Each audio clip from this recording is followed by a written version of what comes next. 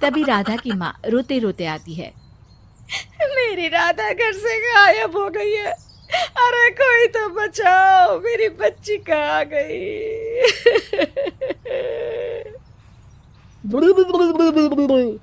ले गई वो चुड़ैल, तेरी बच्ची को ले गई। अब वो उसे श्रापित करके छोड़ेगी, उस पर चुड़ैल का साया हो जाएगा। तभी बुरी सी हालत में राधा भी वहां आ जाती है। उसके बाल चुड़ैल की तरह फैले होते हैं और कपड़ों में खून लगा होता है। सभी राधा को देखकर डर जाते हैं। माँ, पता नहीं मुझे कौन उठा कर ले गया था। अरे दूर दूर हो जा चुड़ैल, अब हम लोग इस गांव में नहीं रुकेंगे। अरे कैसे बातें कर रहे हैं आप? कल तो आप मेरे भरोसे गांव का हुलिया बदलने, अपने बच्चों को पढ़ाने और तरक्की उन्नति की बात कर रहे थे, तो आज क्या हो गया आपको? ये फिर तुम लोगों को बहकाएगी। ये चुड़ैल गांव में आ चुकी है, ऐसे ही ये तुम्हारे घर के बच्चों को भी ले जाएगी। गांव वाले राधा को गांव से बाहर निकाल देते हैं। उसके माँ बाप रोते रहते हैं, लेकिन गांव वाले नहीं मानते। मैं भी अपनी बहन के साथ गांव के बाहर रहूंगा, लेकिन वो पढ़ाई नहीं छोड़ेगी। वहीं सरपंच के घर पर सलाहकार कहता है, देखा, सांप भी मर गया और लाठी भी नहीं टूटी।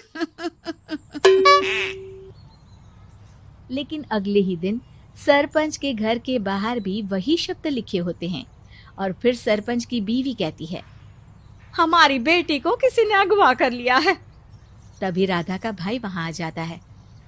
अरे गांव वालों, मैंने सरपंच जी की बेटी को देखा था, वो चुड़ैल उसे उठाकर ले जा रही थी। अरे क्या मजाक कर रहे हो?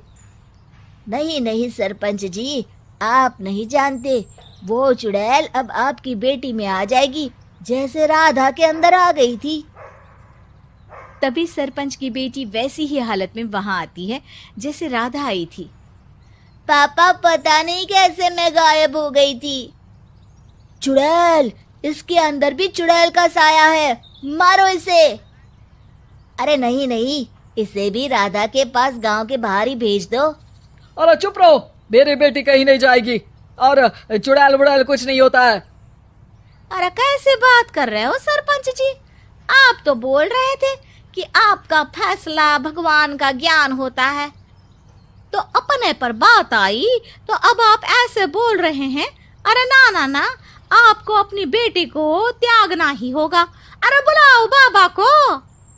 राधा का भाई बाबा को ले आता है, जिसे अब गांव वालों के डर के कारण सच बोलना पड़ता है।